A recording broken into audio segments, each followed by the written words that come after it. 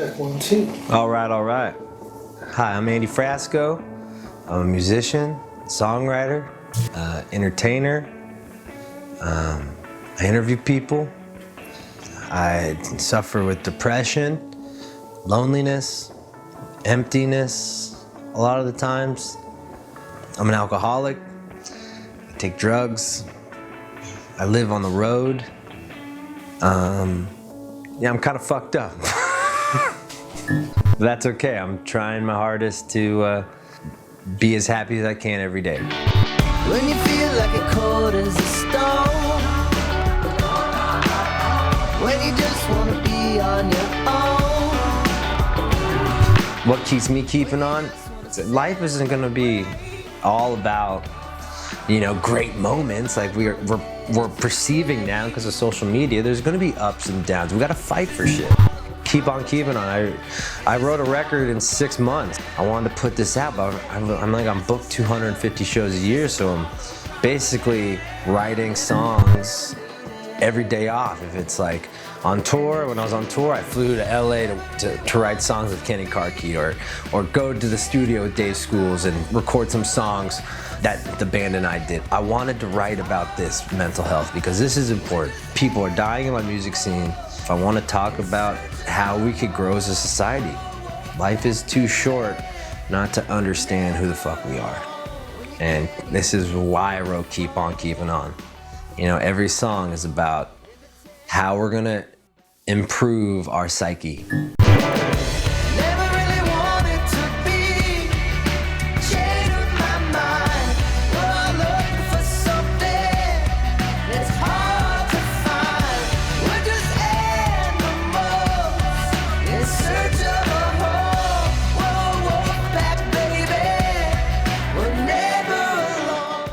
In the early 1980s, roughly 50 different companies owned 90% of American media. It is here where health officials believe the new coronavirus originated. So who exactly controls the media? I'd call it a plague, because we want to help you, America. I can't even watch the television anymore. It's like the media is trying to keep me scared, cause dramatic storylines to trigger my anxiety, my stress level, especially with this pandemic going around. And we're afraid to feel this stuff because of society. And we need to get out of that stigma because it's just hurting everybody. I don't want the best times of my life be overshadowed because I fucking thought too much. That's why I'm doing the work. That's why I'm getting out there.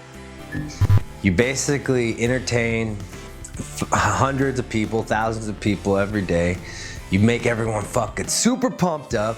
And then when the gates close and the doors close and you're back to your hotel room, we forget about ourselves. And this is why I think a lot of people in my scene are giving up on themselves because they feel like, why are they doing this? We've been on tour for 2 weeks. We were in Nantucket, then we flew to Reno, and we played High Sierra Music Festival, and then we drove in the middle of the night 4 hours to get here, and we slept for 3 hours, and then boom, we woke up in the studio. It was time to work.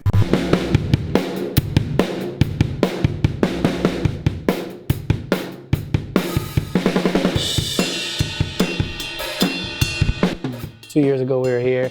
We got a lot of good stuff done, so it feels familiar. So it's easy to come back here. They got the band house. First time that we worked with Dave. First time we met Rick. So it has like a little bit of meaning here for us.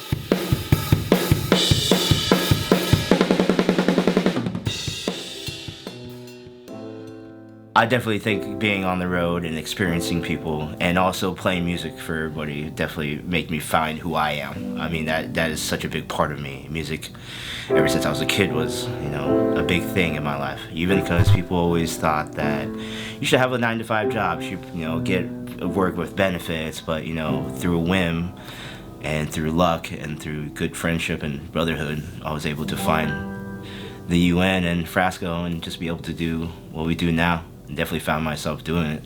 Good. Okay, big dog. What? Nice. I think you do one more. Okay. Why did you? I think you fucked. You I fucked. fucked up one. It was one. That sounds great, Ernie.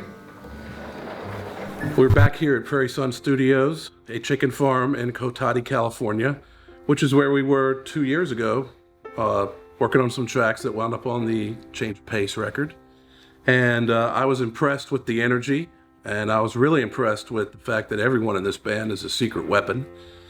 And what I'm really proud of most is that in the time between that session and this session, these guys have all really stepped it up. They were a solid unit then, but now they're a total family. And they take instruction well. They came prepared, but not too prepared.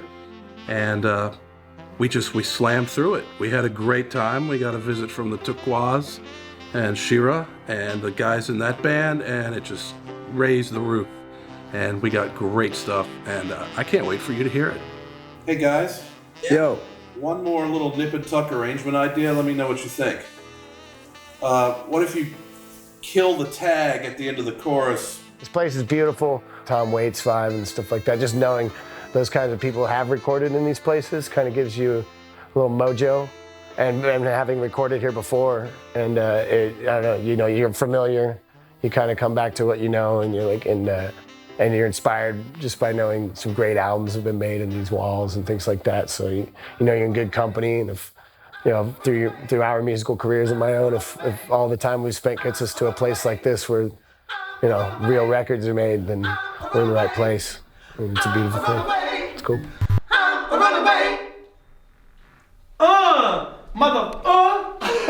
Shit, yeah, that sounds tight. Son, let's go listen to it. That's it? Okay. See, I thought that's it. That was it, dude. It's tight. Let's go. I mean, there's more shit to sing on that. Yeah, but let's listen to it. We just did some shit, dude. It took a lot of figuring out, but we figured it out. So this is what I want to do. Whatever's going on in your life outside of this fucking weird hallway, promise me something. Let's not fucking worry about it, okay? For the rest of the weekend. Let's dance. Let's be happy. And let's enjoy that we spend money on what we fucking like, ladies and gentlemen. So, are you ready to have a fucking dance party, ladies and gentlemen? Are you ready to have a fucking dance party?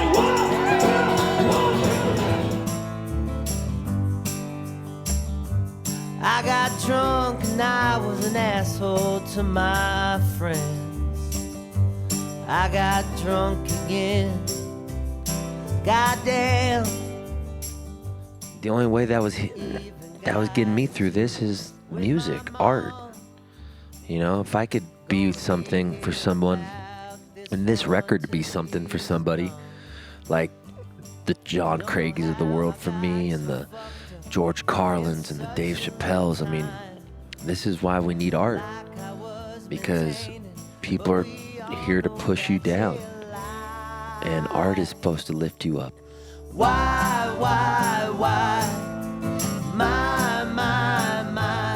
Because people are scared, and they need something to look forward to.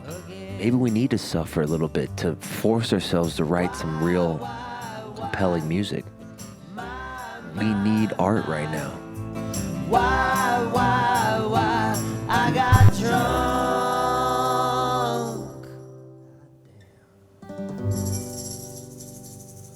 You fucked up on the bass? The last note? Do it one more time. Yeah, let's do it again. One more time.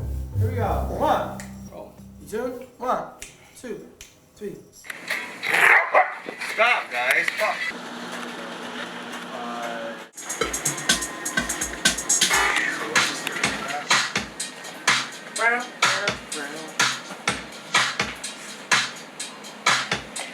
Oh my God.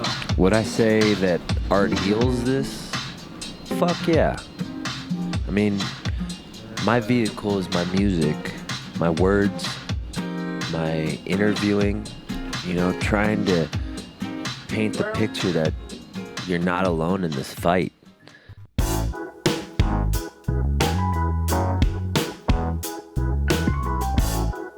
I think right now, 2020, this is the perfect time to build our renaissance.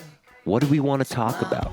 Who do we want to be as people? Who do we want to be as artists? Because we could live in fear our whole life, or we could be stronger than the fear and fucking put on our fucking big boy pants and fight this shit. I'm done having people try to scare me just to belittle me.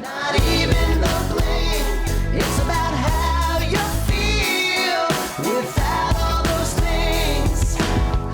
Every time we sit down to play music, though, it's a lesson working with these guys. It's there's nothing else like it, you know. And there's a real synergy going on with the group.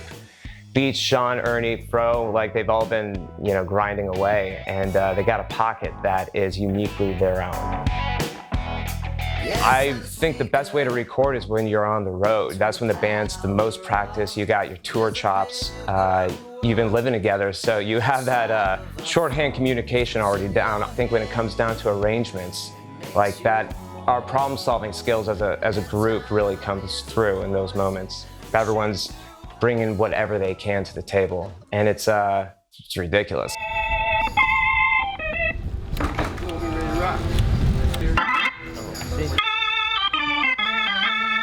Mexico. We're here. We're ready to rock. On the beach. This is tight. It's kind of like doesn't really feel like Mexico. It feels like America, white America. But we're ready to rock. Look at this view, though. Dude. Pretty amazing. By a fucking cabana, and we got the jacuzzis. Man, what's up? What's up? Ready to rock? How we feeling, Mexico? Everyone good? Oh, it's beautiful out here, y'all. Thanks. Wow, there's a lot of people here. Everyone, thanks for showing up in the back. Thank y'all. Think too much. It just complicates things.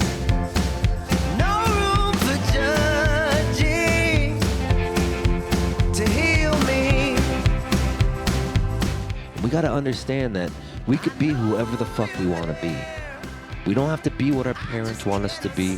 We don't have to be what society wants us to be, you know, just because we got $20,000 in debt and, you know, a major we didn't even want. It's time to be who we are and who we were born to be. Authenticity is so much more romantic than just following the line to your death. And I hate to say that, how morbid that sounds, but I'd rather be on a dirt road not knowing how to fucking get to the point, but I know that if I just keep going north, I will get there, than just wait in line and not know why I'm waiting in line. This is why I wrote this record now, and I think in 2020, these words need to be out more than ever, because authenticity is the key to happiness. You're for real. You never know what you lost until you're alone with your thoughts. And what's the point of being happy if you can't live in the moment? So be whoever you want to be, see whatever you want to see, and try to be exactly everything you've always wanted in this life. Because what's the point? We could live for tomorrow, we could live for yesterday, or we could just be here now and try to figure it out. It's fucking tough. It's fucking hard. But we got this. The necessities. So keep fighting. Keep on keeping on.